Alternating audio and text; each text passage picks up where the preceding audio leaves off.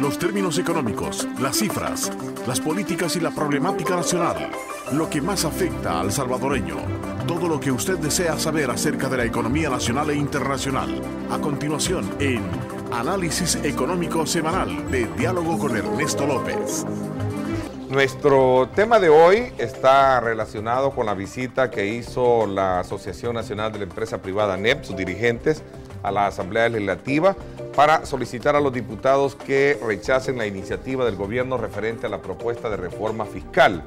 A juicio de los empresarios, de aprobarse el nuevo paquete, el resultado sería bastante negativo para la economía del país, advirtiendo como ejemplos el cierre de empresas y con ello mayor desempleo para los salvadoreños, además de alejar la inversión privada. Es decir, que según el presidente de la NEP, Jorge Dabú, los nuevos impuestos están diseñados para golpear la cadena productiva y no hay forma de que no sean trasladados al consumidor. Han planteado insistentemente de que El Salvador tiene un problema de sostenibilidad fiscal. A mí me preocupa grandemente la actitud de irresponsabilidad y de poco, no sé cómo llamarle, como de poca solidaridad, de poco compromiso de la Asociación Nacional de la Empresa Privada al negarse tajantemente a aceptar estos impuestos y ya amenazando y advirtiendo que cualquier impuesto que va a venir en ese paquete, ellos lo van a trasladar directamente a los costos de producción. Le está mandando el mensaje que quiere decir que los empresarios siempre trasladan los impuestos,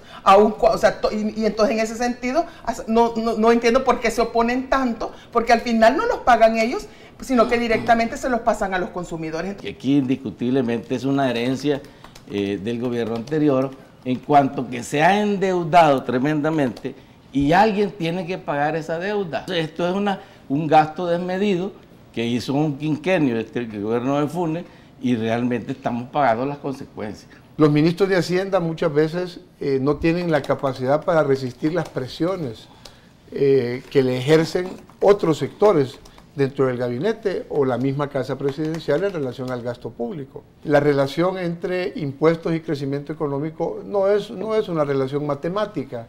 De hecho, este gobierno ha crecido poco, pero ha crecido a pesar de que hubo impuestos de una primera generación y una segunda generación, como lo planteaba el presidente de Ecoexport. El Estado va a necesitar recursos, necesita liquidez. Pudiera ser que haya un entendimiento en la Asamblea Legislativa, en el marco de una ley de sostenibilidad fiscal, en donde la aprobación de recursos vaya para diciembre de este año, y que si se van a poner impuestos, se ponen impuestos temporales para darle oportunidad al crecimiento económico en los otros 4 años de gobierno. En 4 años y medio hemos tenido 2 reformas tributarias, o sea, de aumentos de impuestos, y en 4 años y medio estamos planteando hacer una tercera reforma de aumento de impuestos, con más deuda. Quiere decir que este ensayo de meter deuda y meter impuestos ya lo hemos venido desarrollando por bastante tiempo y no nos ha dado resultados esperados. ¿Por qué?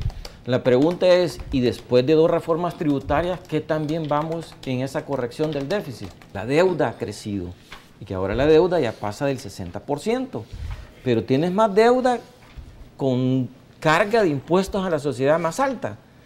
Y el problema principal también, ya no solamente fiscal, sino del país, cuando uno ve todo el análisis más macro, dice, ok, ¿cuáles son los 2 problemas del país que más resaltan? Y es justamente un problema de déficit fiscal con bajo crecimiento. La economía crece, sí crece, pero crece a una tasa de 1,5, 1,7, que eso no nos da para resolver los problemas del país. Eso es simplemente irla pasando.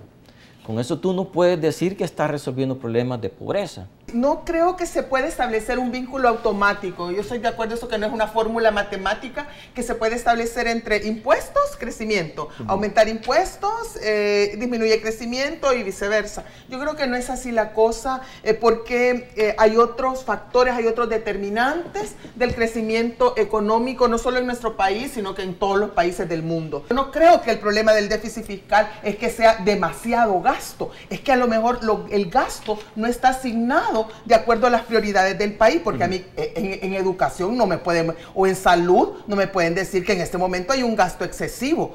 Está a lo mejor un gasto mal asignado, mal establecido las prioridades del gasto en salud, pero si tenemos escuelas, institutos que no tienen ni pupitres, que los techos están goteando, que no tienen agua. La posición del empresariado es preocupante, porque la reforma misma crea incertidumbre, crea inseguridad, se siente atacado el sector productivo. Recuerdo muy bien que en este periodo, en los últimos 5 años, se le ha aumentado al Ministerio de Salud más de 300 millones de dólares el presupuesto. Yo creo que la sociedad merece una explicación de cuáles son los resultados de ese aumento de 300 millones de dólares. ¿Por qué? Porque no tienes medicina. En los hospitales no puedes decir que tenés mejor capacidad de atención, no la estás brindando. O sea, los impuestos no crean valor en la sociedad, los impuestos lo que hacen es quitarle ingresos a los privados y pasárselo al gobierno para que gaste. Pero ahí viene el problema, gastás sin ofrecer resultados a los problemas del país. ¿Y cuál es la forma en que esto se puede ir resolviendo? En que tú como gobierno digas, mire, ok, vamos a hacer una reforma de impuestos. Pero eso sí, yo me comprometo que el problema de seguridad se lo resuelvo. ¿Por qué? Porque me van a dar un punto más del PIB de ingresos, 200 millones de dólares. Y este es el plan que acompaña a los 200 millones. Ese tipo de cosas no las tenés. ¿Qué tenés? Más impuestos contra nada. A ver, debe de haber un compromiso de sostenibilidad fiscal, por eso me refería a la ley de sostenibilidad fiscal, y que debe de haber también un compromiso de parte del gobierno por el lado del gasto, pero no solo por el lado del gasto, sino que por el lado de la eficiencia en los servicios que le presta a los sectores, a efectos de que haya un entorno más competitivo. Este paquete de tributario lo dejó 15 días antes el gobierno de Funes. Entonces estamos pagando las consecuencias de que no tenía fondos el señor presidente anterior y le dijo, mira, no hay fondos, lo que te dejo es un paquete fiscal. Allá vos resolverlo. Ahí vemos cómo salir. Allá resolverlo, ese es el punto. Mi punto de vista es que aún para ellos fue sorpresa. Para ellos, para Ortiz, para Sánchez Seré, fue una sorpresa este paquetazo. Que si nosotros crecemos, como decía Rafael, un punto del PIB, representan los 200 millones de que estamos hablando en esta reforma fiscal. Pongámonos ya a trabajar. Y estamos perdiendo tiempo, hemos perdido 30 días, que en vez de estar sentados en darle soluciones al país para buscar el crecimiento económico, hemos perdido 30 días discutiendo en esta discusión. Pero mire, yo creo que con eso del crecimiento está bien. Se supone que hay un consenso nacional, un acuerdo, se necesita crecimiento económico. Vamos a suponer que ese es un gran acuerdo. Pero no es solo decir, bueno, a crecer y manos a la obra, sino que el debate ahora es ¿y cómo crecemos? O sea, ¿cuáles son, si quieren, los motores de ese crecimiento? Claro. ¿Y cuál es la responsabilidad que tienen los diferentes sectores económicos y principalmente el sector empresarial en ese crecimiento? Si el sector empresarial va a querer entrar a ese consenso, a esa gran concertación por el crecimiento económico, pero diciendo, sí, pero no más impuestos, pero no vamos a pagar más impuestos, y si, al contrario, lo que queremos son zonas especiales donde no nos cobren impuestos, queremos más leyes como la ley del turismo, esa que declara proyectos turísticos de interés nacional, así como la finca, como es esa, las canchas de golf El Encanto, el de Serviza, Madre Tierra, de Rafael Castellano, en donde le ha dado 10 años, lo declararon zona de interés turística nacional, sí, y le han dado 10 años de exenciones de impuestos. No, pero son generadores de empleo. No, pero pero entonces tenemos que adaptarnos dos cosas. Mira, yo estuve presente en las primeras reuniones con el nuevo gobierno. El problema del país es que tenemos un nuevo gobierno con un nuevo enfoque, que es tratar de construir consensos para evitar todo lo malo que se hizo en el gobierno pasado, de esas diferencias y prácticamente en dos carriles, el gobierno por un lado y el sector privado en otro. Y ahora se trata de unificar la visión y que todos empujemos en ese crecimiento que tanto aspiramos. Y en ese esquema yo creo que ha fallado el manejo de parte del gobierno. ¿Por qué? Porque entra con una reforma en la mano, una reforma tributaria. Ni siquiera es un esquema de solución fiscal. ¿Por qué? Porque esa reforma de responsabilidad fiscal que ha hablado Carlos Federico, cuando tú revisas eso, sin tratando de desvirtuar el esfuerzo, pero es una reforma de irresponsabilidad fiscal. Fíjate lo que te estoy diciendo, de irresponsabilidad fiscal. ¿Por qué? Porque no puede ser que tú digas que el ajuste lo vas a empezar a contabilizar dentro de 3 años. 2, que la deuda de pensiones y los gastos los saques de los cuadros fiscales. Eso no es transparente. 3, que las metas fiscales que van ahí como los compromisos, tú los puedes cambiar como gobierno con una simple modificación. En otras palabras, ¿qué es? Es un panorama que lo puedes cambiar como querrás. Eso no es compromiso de nada. Disciplina fiscal quiere decir someterse a un control de la sociedad. Eso no lo tenemos. Yo no estoy defendiendo la letra de este proyecto. Este es un anteproyecto. Lo que estoy defendiendo es el concepto de que la sostenibilidad fiscal es un tema fundamental y estoy de acuerdo en que debe de ir en la Constitución política. Lo que estoy defendiendo es que en la Asamblea Legislativa se tiene que discutir entre todas las fracciones una ley de responsabilidad fiscal para la sostenibilidad de las finanzas públicas y el desarrollo social, ¿verdad? En la que estén de acuerdo la mayor parte de fracciones políticas para una interrupción chiquitita. Sí. Yo estoy de acuerdo. Es más, Arena lo propuso en octubre del 2012 con la aprobación de los bonos y un mes después puso un anteproyecto. Puede ser un muñeco malo o bueno, pero necesita control en la sociedad. Sí, en eso estamos de acuerdo. Y ese es el sentido, que haya control social. Por eso dije que los gobiernos, de manera particular los ministros de Hacienda, necesitan de instituciones. No se trata de entrar al debate sobre la propuesta que hizo ANEP. Yo creo que de lo que se trata es de que la legislación que tenemos en este momento, que es una legislación que ya incorpora incentivos fiscales, la sepamos utilizar bien. Has planteado un argumento de un Estado dentro de otro Estado. Y por lo tanto, ahí hay una serie de privatización, casi de privatización del gobierno. Ahí hay una serie de pensamiento que no está de acuerdo. Pero pongámonos en lo que sí estamos de acuerdo, que son las leyes que ya existen. Ya tenemos leyes de fomento a la producción, ¿verdad? Que tienen incentivos fiscales para las empresas. Entonces pongámonos de acuerdo en que esas leyes funcionen adecuadamente.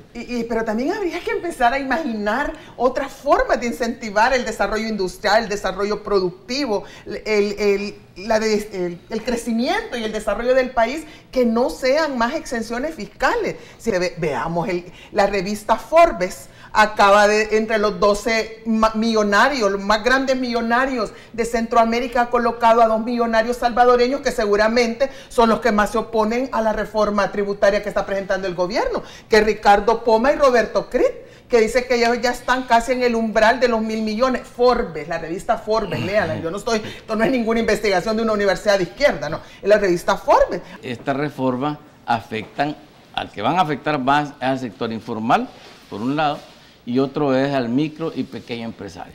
Porque aún, de acuerdo al documento que nos entregó el Ministerio de Hacienda, es bien puntual, te lo voy a leer.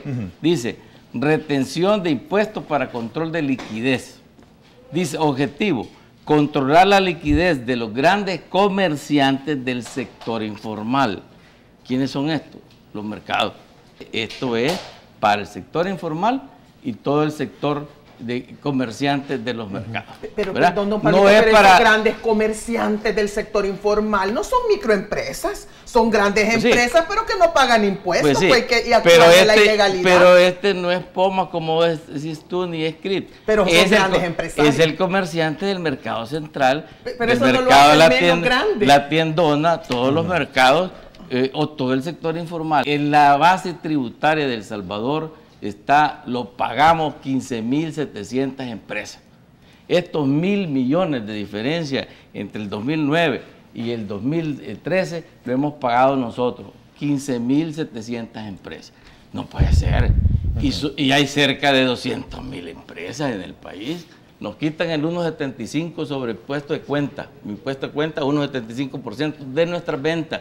Se lo damos anticipado al gobierno. Sí. Luego el IVA exportador, el 13% del IVA, tampoco nos lo devuelven. Y ahora pagar el 1% sobre el activo neto, como una retención que puede ser deducible en 2 años, pero es otra vez descapitalizar a las empresas. Entonces el sector exportador nos preocupa, indiscutiblemente, no podemos estar de acuerdo con esto. Roberto Crit, trabajé con él estuve en CEPA, y le dije, necesitamos 10 Roberto Crit en este país. y probablemente necesitamos 10 recargas Para de que goma. paguen impuestos. No, te estoy diciendo, es que mira, son las capacidades empresariales a las que me refiero. Porque yo puedo tener exención de impuestos, pero no tengo la capacidad empresarial. Y resulta ser que tengo la ley ahí que me puede beneficiar, pero no tengo capacidad para emprender. De este ambiente que estamos creando ahorita, ¿verdad? Nos vamos a nutrir o a desnutrir en los próximos 5 años, ¿verdad? Con un conflicto de carácter sociopolítico. No creo que solo sea de que necesitamos estos empresarios. Es cierto que estos empresarios invierten, generan empleo, hacen inversiones, dinamizan la economía, ¿verdad? Pero hay que ver también que esos empresarios tienen altas tasas de ganancias y no lo están haciendo por patriotismo ni por nacionalismo, lo hacen por las altas tasas de ganancia. Y entonces estas altas tasas de ganancia son el resultado muchas veces de las políticas públicas, de las políticas económicas que han sido diseñados para precisamente favorecer a este sector, porque estos sectores han tenido históricamente el control del Estado y han diseñado las políticas públicas y las políticas fiscales en su beneficio, y eso todavía permanece. No podemos prescindir de estos sectores, pero estos sectores hay que reconocer que no lo están haciendo de gratis, que no lo están haciendo por buenas personas, no lo están haciendo de buenos cristianos, sino que lo están haciendo porque están obteniendo ganancias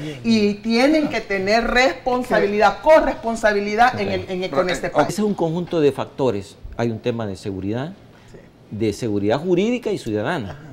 Hay un tema de costos, costos de energía es caro. Además no le estamos imputando un costo que es el costo de las maras. Si tú querés entrar en un negocio de distribución, tenés que pagar seguridad y en ocasiones renta. O sea, doble costo. La mano de obra es media, o sea, no es ni la más baja ni la más alta, es de la media en Centroamérica. Pero además tienes un problema de incertidumbre política, que además de una mala gestión en una serie de indicadores de competitividad. Mira, temas, por ejemplo, ahí está el tema de aduanas. Si tú ves la facilidad de negocios, se aumentó el número de días, la burocracia en los permisos de construcción.